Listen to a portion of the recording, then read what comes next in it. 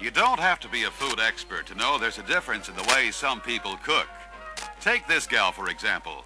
She uses nothing but the very best of everything that's needed to put a good meal together. And she has all of the pots and pans and mixing bowls any woman could ask for, which, as any husband knows, is plenty. But when all the steam clears away and the food reaches the dinner table, somehow it never quite rings the bell.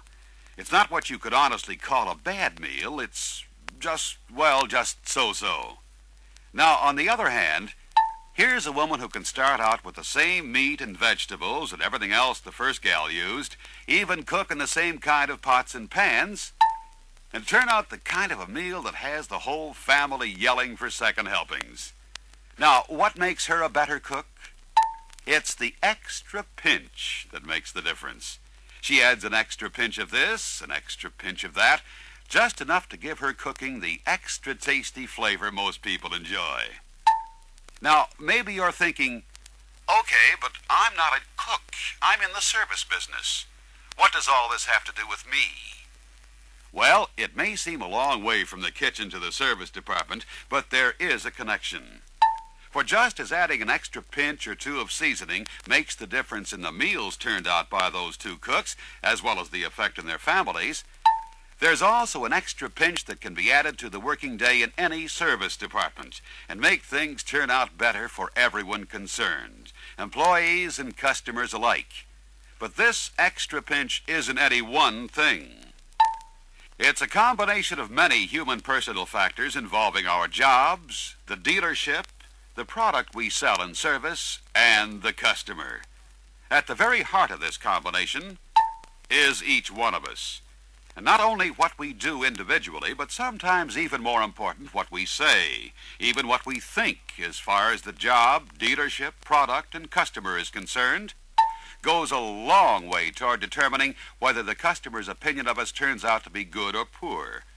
And the difference between the two can affect the well-being of everyone in the organization. For as we all know, customers who have a good opinion of our place of business are just like money in the bank. They represent service and parts income, future new vehicle sales, and potential new business from friends who come in on their recommendation. All this, of course, adds up to greater job security and regular earnings for each one of us, regardless of what our particular job might be. Okay, since we all have a stake in this, let's take a look at some of the ways we can add the extra pinch that helps the customer form a good opinion, as well as what happens when the extra pinch is missing. To begin with, it isn't always what we do that causes customer opinion to swing one way or the other. Sometimes it's what we say that makes the difference. Take this situation, for instance. Here's a customer who has just finished explaining his problem to the write-up man, whereupon the write-up man has this to say. We've had a lot of cars like yours in here lately with the same trouble. Some of them a good deal worse than yours. But don't you worry, Mr. O'Hara. We'll fix it up okay. Now, if this write-up man is lucky, maybe Mr. O'Hara would go on his way without giving so much as a second thought to what he has just heard. But if he had to do it over again, probably the write-up man would never repeat what he said. Not if he realized that he was risking the loss of a future new car sale. But that's the chance he took, wasn't it? Because without apparently meaning to do so, he gave the car a black eye with his comment about the trouble that he'd been having with this particular model. Sure, he said they'd fix it, and that's fine, but it might not have been enough to keep Mr. O'Hara from getting some very unpleasant ideas in his mind. Like maybe he'd been sold a lemon by this outfit, or maybe he'd be in for a whole peck of trouble with it.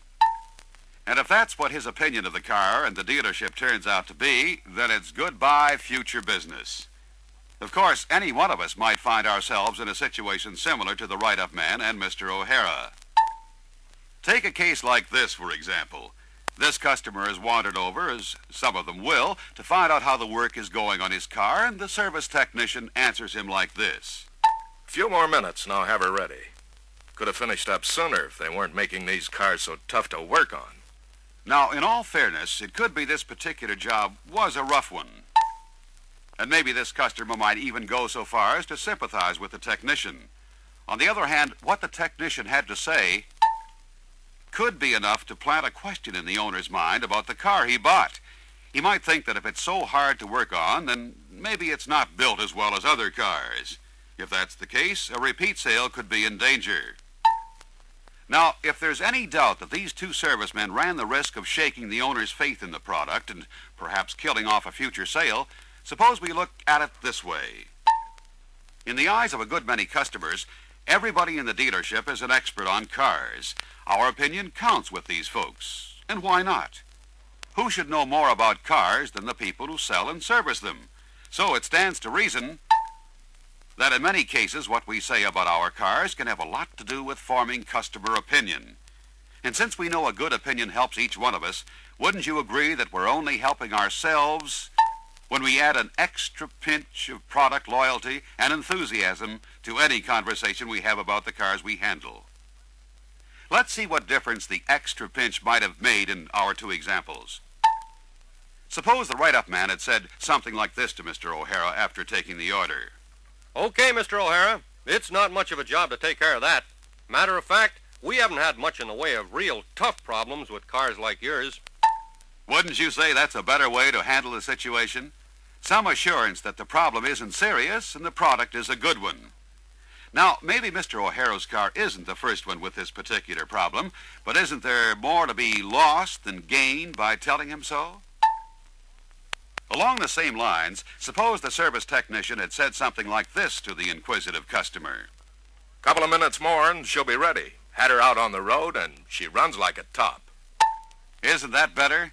The product doesn't wind up in the doghouse, and the technician gets in a good plug for the kind of a job that will satisfy the owner.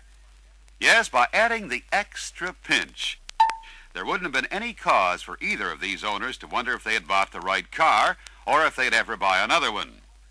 However, sometimes it isn't as easy to add that extra pinch as it sounds. We'll see why in just a moment.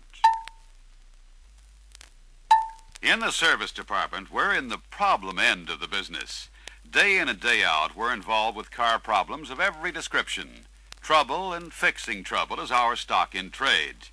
As a result, trouble talk comes as natural to us as promises to a politician. That's why it's so easy to give the customer the wrong impression once in a while without meaning to at all. Because we're so used to it, we're apt to say something that makes the owner suspicious of the car. To us, it's nothing more than shop talk. To a customer, it can sound like we're not sold on our own product. Okay, what can we do about it? Well, we could put up a few reminder signs, like, all because of a harmless crack, the customer switched to Pontiac. Or, he overheard an unkind word, so now he owns a Thunderbird. Or, what you say could help Chevrolet and take a bite of your regular pay. But maybe you'll agree that it would be far more practical for all of us to remind ourselves that just as long as the cars we sell need service now and then, most of us will have steady work. Because it goes without saying that the day they build a car that really takes care of itself, there'll be a lot of us looking around for new ways to pay the rent. However, until that happens, we can protect our own bread and butter by making it our personal responsibility to do the best we can to give our car a pat on the back, instead of an unintentional kick in the shins whenever the customer is around. Of course, product loyalty on our part is only one of the things that swings customer opinion in our favor. There's another extra pinch we can use to good advantage too, but first a question. If somebody should ask you if you are loyal to the dealership where you work, what would you say to him? Well, if you didn't belt him one first, it's likely you'd snap back an answer like this. Loyal? What are you, some kind of nut? Do you think I'd go around telling people to take their business someplace else? Of course, we all know the answer to that. There isn't one of us who would deliberately tell a customer he'd be better off some other place in town. And that's the whole point. While we wouldn't deliberately chase him away, it is possible for the customer to get the impression he'd be better off somewhere else, all because somebody had a temporary lapse in loyalty toward the dealership. Let's see what can develop under such circumstances. Now, maybe this has never happened in your dealership, but it has in some places. The customer arrives on time to take delivery on his new car. Then he and the salesman head for the service department. only to find out that the car isn't ready yet. So, after a slight rhubarb with the service manager, the salesman takes his customer back to his office and tells him, I don't know what it takes to get those guys out there to cooperate. Well, I gave them plenty of time to get your car ready, Mr. Baker. And then, sometime later, the car is ready. But as the new owner prepares to leave, the service manager has this to say. Sorry, Mr. Baker, but the sales department didn't give us enough time. That's the trouble with those jokers. They'll promise you the moon to get the order, then they put us on the spot. If there's a big, fat question mark in Mr. Baker's mind now about this dealership, the reasons for it are obvious, aren't they? Having to wait for his new car was bad enough. But when the salesman and service manager put the double whammy on each other's department, it only served to give him more reason to question the dealership's reliability and service. Now, did these two men know they were being disloyal to the dealership? Probably not. They were evidently too busy trying to pin the blame for the delay on each other to realize that what they were saying was giving the customer a poor impression of the dealership. Of course, the whole scene could have been avoided if an extra pinch of dealership loyalty had gone into the new car delivery arrangements in the first place. Because if it had, sales and service would have had a greater appreciation of each other's problems, and they'd have sat down together and worked out a delivery time they could live with. But even the way things turned out, the extra pinch could have made a difference.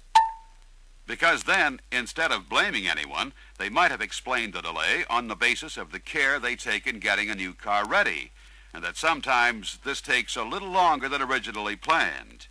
Maybe this wouldn't have offset the customer's disappointment completely, but it's far better than giving him the impression that the dealership is poorly organized. And who knows, he could get the idea that this outfit apparently tries to do a good job. So far, we've seen how an extra pinch of product and dealership loyalty works in our favor when we're in contact with the customer. Of course, it can also work for those of us who rarely meet the customer. Take a service technician, for example. When it comes to forming customer opinion, few people are in a more responsible position than he is. For as we all know, every time he works on a customer's car, the reputation of the product and dealership is at stake. Any slip-up can turn the customer sour in a hurry. Now, while all technicians understand this, the real pro in the business does something about it. He keeps up to date on the latest service techniques and product changes. He knows his stuff. But more than that, he thinks differently about his job. To him, putting a car in first-class operating condition is more than just a nuts and bolts proposition. He realizes that there's a human factor involved in every car he works on, and the way he handles the job could, for example, be the difference between a happy vacation trip for some family or a time-consuming breakdown on the highway somewhere, or the difference between a salesman landing a big order for his company or losing out because the car didn't get him there on time. And what could be even more serious, it might make the difference between saving a human life or becoming involved in a bad accident. When a man thinks that seriously about his job, he adds the extra pinch automatically by turning out the kind of quality work that protects the product, dealership, and customer, and as a result creates a good opinion. To sum it all up, this business of creating a good opinion is not a one-man job by any means. It's a responsibility that is shared by everybody in the dealership. In that regard, however, we have to bear in mind the fact that the average customer doesn't think of the dealership as a collection of departments, or of people for that matter. He thinks dealership. So anything we do or say that doesn't hit him just right is not so much a reflection on us as individuals as it is a reflection on the dealership. However, since we are as much a part of the dealership as the bricks and mortar and equipment, then we all stand to lose when any one of us gives the customer cause to form a poor opinion. It's like baseball. When somebody drops the ball and loses the game, everybody in the team loses, not just the player who goofed. That being the case, plus the fact that we all want to win more times than we lose, Let's protect our standing with the customer with an extra pinch of product loyalty that helps keep the customer sold in the car because we sound like we're sold on it. And let's add an extra pinch of dealership loyalty that promotes teamwork between people and departments and keeps the customer sold on us as the kind of a dealership he wants to do business with. Then let's top it off with an extra pinch of quality work, the kind that keeps the customer in our back pocket, because in his opinion, we do a better job than any other place in town. To put it another way, when we add the extra pinch to what we do every day, we'll wind up with the best kind of protection we could hope for against any one of us ever feeling a pinch in the paycheck.